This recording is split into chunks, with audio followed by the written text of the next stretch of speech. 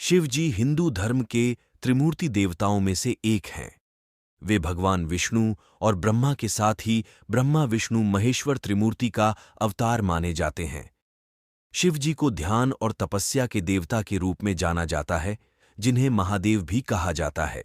नमस्कार दोस्तों, वीडियो शुरू करने से पहले वीडियो को लाइक कर चैनल को सब्सक्राइब कर ले। तो चलिए वीडियो शुरू करते हैं। शिव साधना।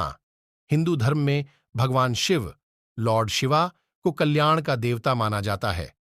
मान्यता है कि जहां भगवान शिव, लॉर्ड शिवा की विधि विधान से साधना आराधना होती है, वहां शुभता और समृद्धि का वास होता है। महादेव की कृपा से उस घर में हमेशा सुख समृद्धि बनी रहती है और भगवान शिव के साधक के जीवन में दुख और दुर्भाग्य नहीं आता। शिव की साधना, शिव साधना सरल मानी जाती है।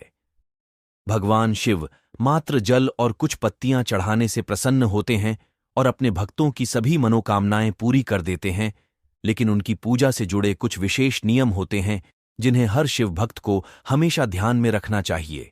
भगवान शिव के साधक को पूजा करते समय दिशा का विशेष ख्याल रखना चाहिए। भगवान शिव, लॉर्ड शिव की मूर्ति या चित्र को कहीं भी किसी भी दिशा में न रखें, बल्कि घर के ईशान कोण में ही पूजा स्थान बनाकर उसमें पवित्रता के साथ रखें और दैनिक रूप से उनकी पूजा करें। इस बात का हमेशा ध्यान रखना चाहिए कि शिव की मूर्ति या चित्र को कभी न तोड़ें और न ही उन्हें उलटा करें। शिव के साधक को शुभ मुहूर्त में उठकर, नींद से उठकर उनकी पूजा करनी चाहिए और शिव चालीसा का पाठ करना चाहिए। शिव की पूजा में धूप, दीप, फल और पुष्प चढ़ाने के अलावा भगवान शिव को गंगाजल से स्नान कराकर उनकी विधिवत पूजा करनी चाहिए। साथ ही शिव के उपासक को सदा निष्ठा और श्रद्धा के साथ अपनी साधना करनी चाहिए ताकि भगवान शिव, लॉर्ड शिव उन्हें सभी संकटों से बचाएं और उन्हें जीवन में समृद्धि और सुख शांति प्रदान करें। यदि आप महादेव की कृपा प्राप्त करना चाहते हैं तो इन बातों का हमेशा ध्यान रखना चाहिए।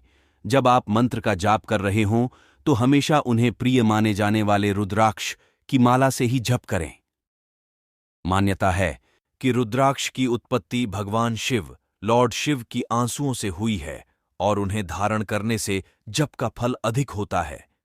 लेकिन याद रखें कि जो माला आप शिव के मंत्र के जाप के लिए उपयोग करते हैं, उसे कभी अन्य किसी के साथ नहीं साझा करना चाहिए।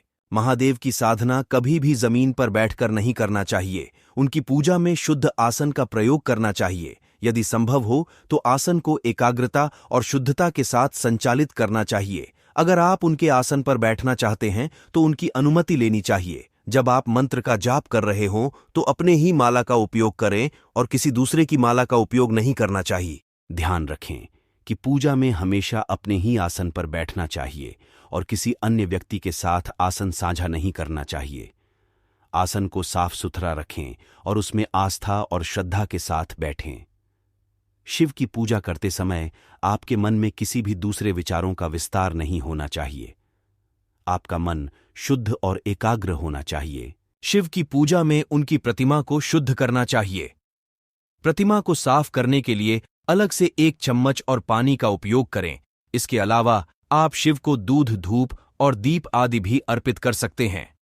ध्यान रखें कि शिव की पूजा में आपका उद्देश्य सिर्फ उन्हें प्रसन्न करना होता है।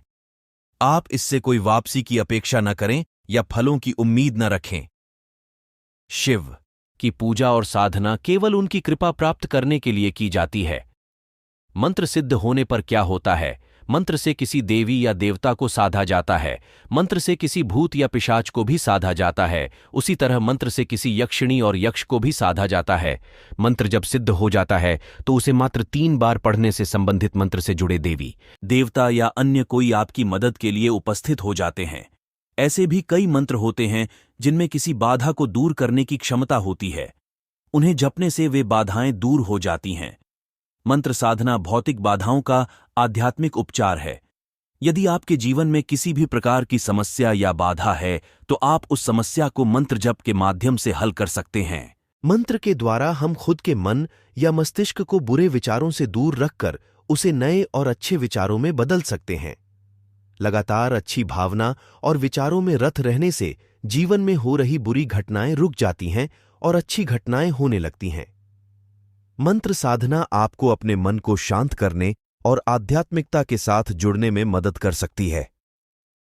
यह आपको अपने जीवन के उद्देश्य और महत्वपूर्ण मामलों को समझने में मदद कर सकती है।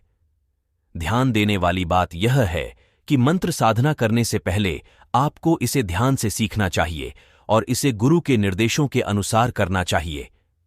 इसके बिना यह कार्य बेकार हो सकता है और आपको नुकसान पहुंचा सकता है।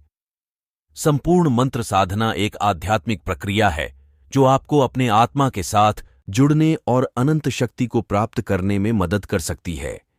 इसलिए आपको ध्यान रखना चाहिए कि मंत्र साधना को सही तरीके से करने के लिए समय, स्थान और मन की शुद्धता की आवश्यकता होती है।